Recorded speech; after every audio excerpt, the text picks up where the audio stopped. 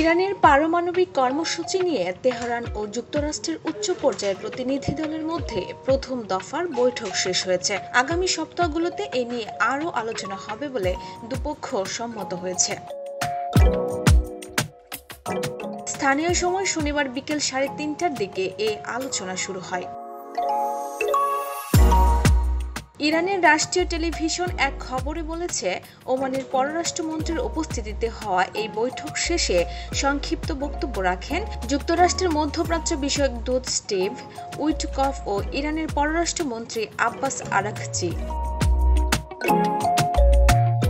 যুক্তরাষ্ট্রের কর্মকর্তারা অবশ্য তাৎক্ষণিকভাবে ইরান থেকে প্রকাশিত এসব খবরের সত্যতা নিশ্চিত করতে অস্বীকৃতি জানিয়েছেন। তবে দুই পক্ষের মধ্যে সামনাসামনি কথা হয়েছে বলে খবর পাওয়া যাচ্ছে। তাতে আলোচনা যে ভালো হয়েছে তার ইঙ্গিতও পাওয়া যাচ্ছে। ওমানের যে স্থানে এই বৈঠক অনুষ্ঠিত হয় সে সম্পর্কে সুস্পষ্ট করে কিছু জানানো না হলেও 2 ঘন্টার বেশি সময় ধরে এই আলোচনা চলে বলে জানা গেছে। বিকেল 3:30টার দিকে বৈঠকটি শুরু হয়ে 5:50 তা শেষ হয়। 2015 সালের পরমাণু চুক্তি অনুযায়ী ইরান 3.67% পর্যন্ত ইউরেনিয়াম সমৃদ্ধ উপাদান মজুদ রাখতে পারে।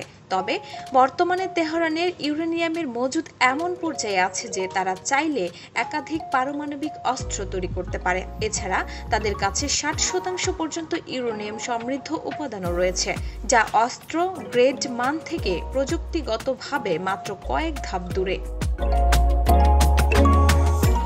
ডেস্ক রিপোর্ট, ভোরের পাতা।